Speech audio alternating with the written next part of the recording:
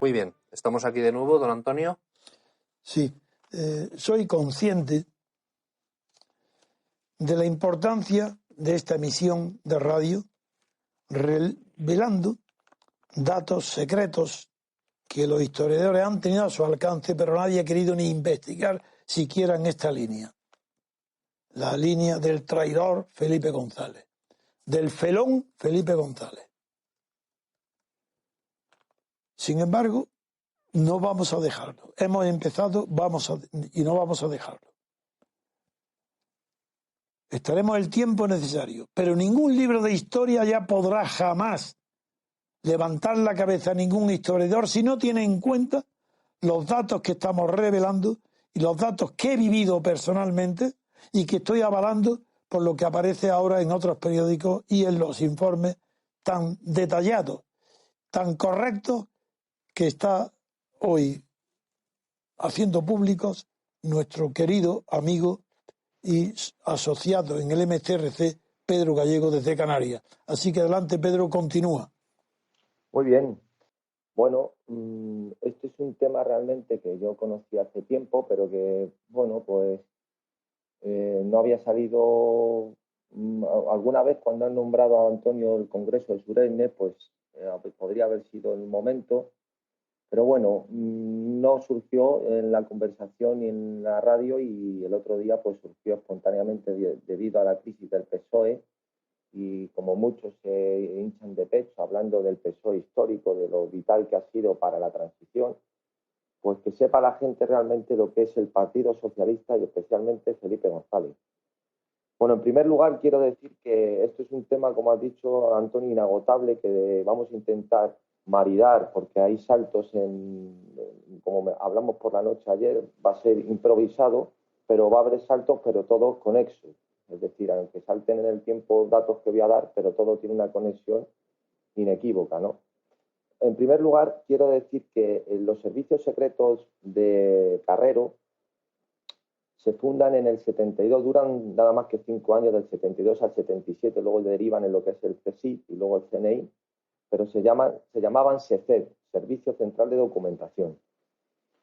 Y en España se estaba barajando, tenía un gran interés los americanos de que no, al ser, esta es una de las pruebas inequívocas de que el Partido Socialista era un partido insignificante, puesto que toda la socialdemocracia alemana que estaba al servicio de los americanos tenían un pánico terrible al ascenso del Partido Comunista y a la fuerza que tenía en España, que como saben mejor que nosotros, Antonio, porque lo has vivido en primera persona, era la única oposición realmente potente en esos años, es cierto, ¿verdad? Sí. De acuerdo.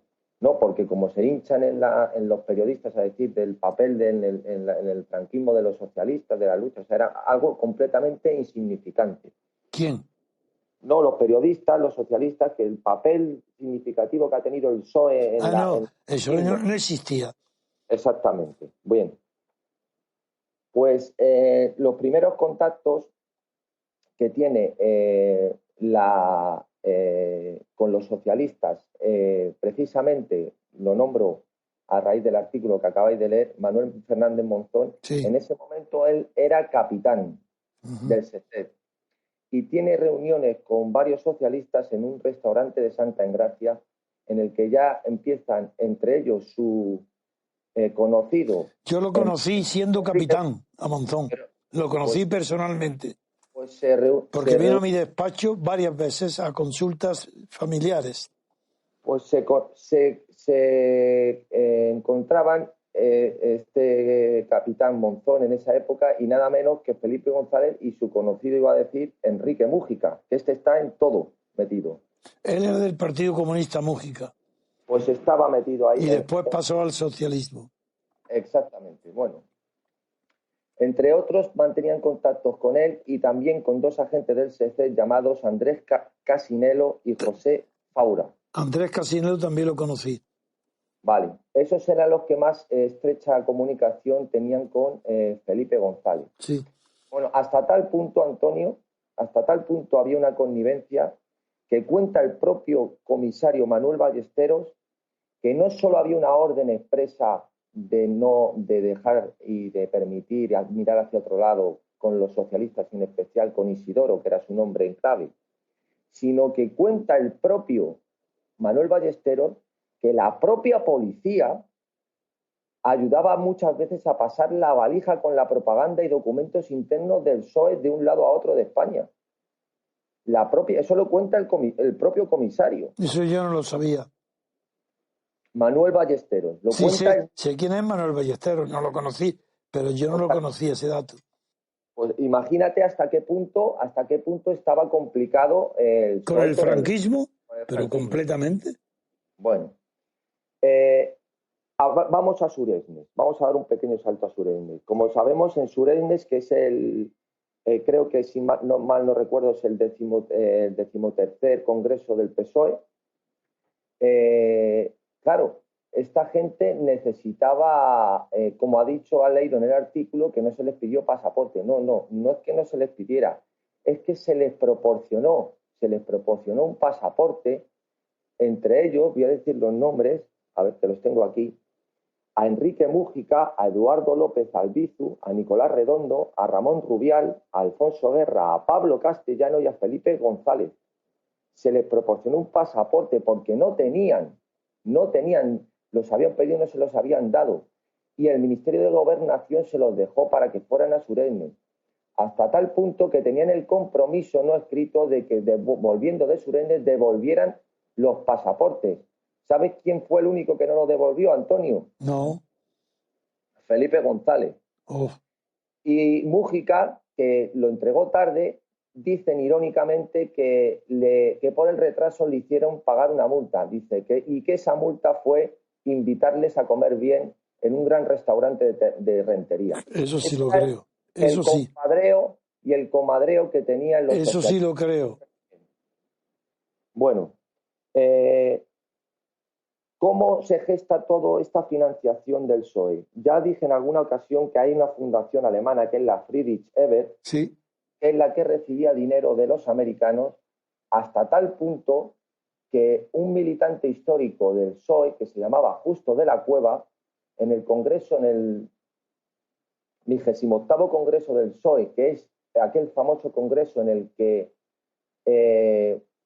Felipe González obliga a retirar la palabra marxismo del ideario socialista, dimite diciendo que, una frase que pongo en la boca de él, porque es la que él dice cuando dimite, el PSOE va donde diga la CIA a través de Willy Brandt. Claro. Eso lo dice un militante del PSOE histórico, Justo de la Cueva. Uh-huh. Dice, hasta tal punto que la Fundación Friedrich Ebert ha sido denunciada en el propio Bundestag por ser una filial de la CIA. Sí. Eso se dice en el propio Parlamento alemán. Sí. No, eso yo lo sabía en aquella época. Bueno. Que se decía eso. Prueba no tenía ninguna.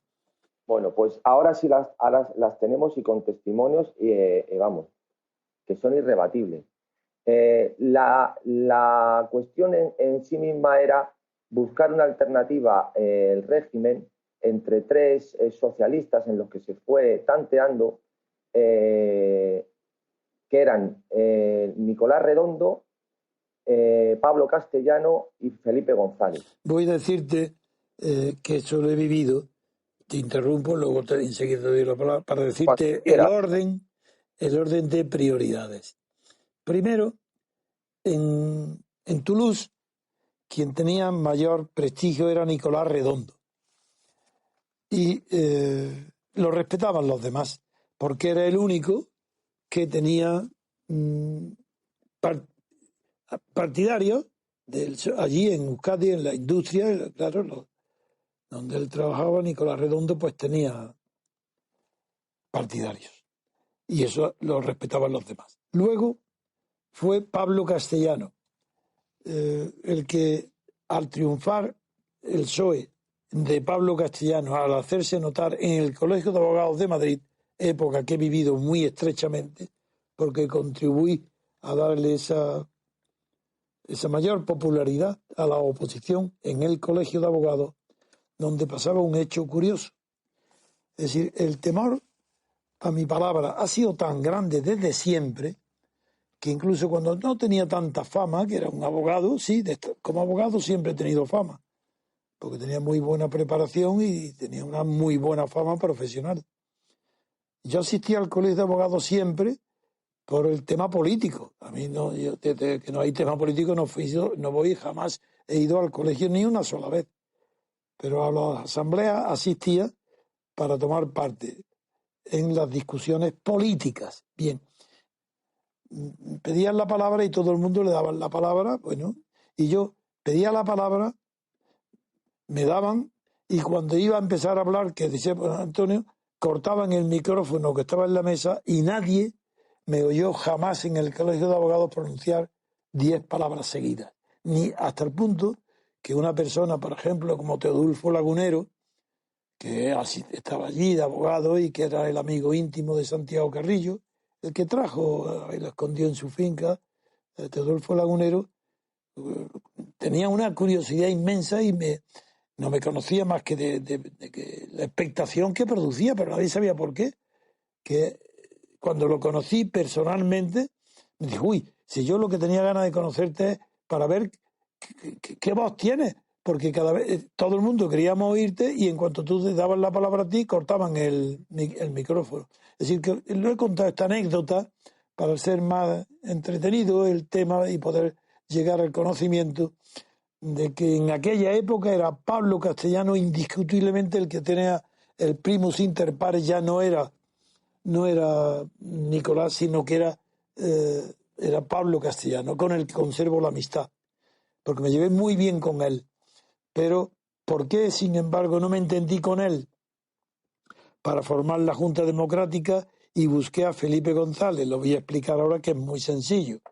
Porque cuando yo empecé a formar la Junta Democrática, después de que don Juan de Borbón se negara a hacer las declaraciones a Alemón, rompiendo con su hijo, que era ya sucesor a título de rey, pues yo tenía una amistad que la sigo teniendo, estrecha, con Pablo Castellano, una persona honesta, inteligente, pero él estaba formando una coalición de partidos clandestinos con Gil Robles, la Democracia Cristiana, que tenía 4 grupos, el de Gil Robles y Ruy Jiménez, derecha e izquierda, y luego el catalán y el vasco, el de Antón Cañella y Ajuria Guerra en Cataluña y el País Vasco.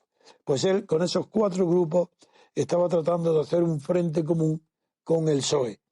Y cuando él sabía, claro, sabía que es lo que estaba haciendo yo, porque yo se lo dije, que quería hacer una reunión de toda la oposición, pero con el Partido Comunista. Y él me dijo que eso era imposible, que no podía. Y esa es la razón por la cual no traté con Pablo Castellano el tema de lo que luego fue la Junta Democrática, y después contaré cómo fue Nicolás Redondo el que me sugirió que Nicolás Redondo aceptó plenamente integrarse en la Junta Democrática, pero como no tenía pasaporte, no podía asistir normalmente a las reuniones en París, y por eso me pidió que fuera al clan sevillano, me dijo la palabra esa, al clan sevillano, y que allí eligiera cualquiera. Él no me pidió el nombre de Felipe González, me dijo que para formar parte de esa junta eligiera a alguien del clan de Sevilla. Y ya he contado yo aquí cómo después de que Nicolás, porque yo había elegido a Nicolás para que representara en la junta al PSOE, no a la UGT, también a la UGT, pero al PSOE. Pero luego entonces le pedí a Alejandro Roján Marcos, que ya estaba dentro de la Junta por el Partido Andalucía, le pedí que me presentara a quien él eligiera dentro del clan sevillano. Y él eligió a Felipe González y no a Alfonso Guerra.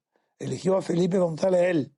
Y Felipe González le pidió que que aceptó a entrevistarse conmigo, y nos encontramos en el parador de turismo de Antequera.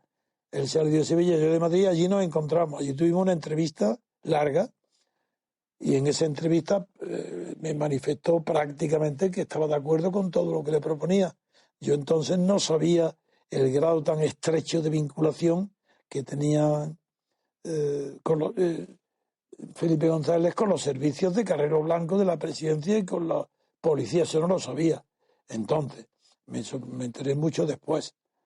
En fin, y luego el propio Felipe me pidió, en en el mismo viaje de Suresnes, me pidió por favor que quería citarse conmigo en el aeropuerto de Barajas, allí en un sitio que nos determinamos, seguimos debajo de una de las escaleras, así en un rincón de la planta baja, para que le instruyera sobre la información de toda la oposición, que no era el PSOE, porque él no tenía información, si él no tenía contactos apenas fuera de los militancias del PSOE, de los sevillanos y Toulouse.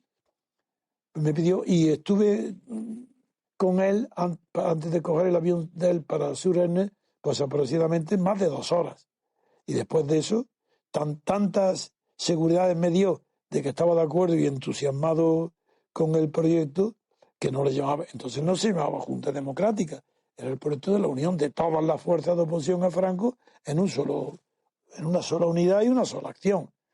Bueno, tanto que cuando él se fue a Suresnes, yo cogí el avión y me fui a París, en el Hotel Loti, donde se reuní con el mayor número posible de miembros que ya estaban en la Junta.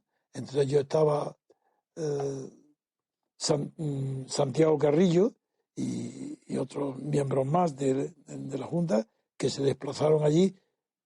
Estaba Rafael Calvo Serer también, para esperar los periódicos de Burdeos para ver qué decían de la reunión de Suresnes del PSOE, porque estábamos, es más, me pidieron que, como era lo último que faltaba y con él estaba toda la oposición, no había nadie significativo que no estuviera, porque Ruiz Jiménez también me prometió que él entraría, que si entraba Felipe González, ellos también, que Santiago propuso que brindáramos antes de la noticia, después de cenar, con champán, y yo no quise, porque también tengo costumbre de no celebrar las cosas hasta que no están realizadas. Dije que no, que había que esperar a ver el resultado de la reunión. Tampoco me daba mucha confianza el espíritu y la forma de hablar de Felipe González, no me inspiró confianza. Por ejemplo, cuando le expliqué todo el proyecto, pero para que veáis quién es Felipe González de entonces, antes, cuando fue a Suresnes para hablar allí de las Fuerzas Armadas, depuración de la policía de las Fuerzas Armadas y de los Estados Federados de España, admitiendo el federalismo. No, y la autodeterminación de los pueblos. Claro, claro, y la autodeterminación de los pueblos. Entonces, pues ese hombre, cuando me conoció en Antequera, lo primero que me preguntó es que dentro del grupo independiente, que era el que yo tenía, y me preguntó él si estaba Joaquín Garrigues. Bueno, y luego me preguntó si estaba la familia Huarte. No le interesó más que eso. Figuraros quién era Felipe González, la idea que yo me hice de él cuando lo conocí en Antequera. Que lo único que le preguntó es que si los ricos, las familias conocidas, estaban o no en el grupo conmigo y junto con otros. Bueno, Antonio, pues te va a encantar entonces. Vamos, es que me la has puesto en bandeja de plata, porque si te digo, bueno, es que es maravilloso. Bueno, pues voy a seguir. Vale. Que me he parado en que estábamos en París esperando las noticias. Lo de que era Felipe González con eso de que solo interesaba a los ricos. Es que brevísimo.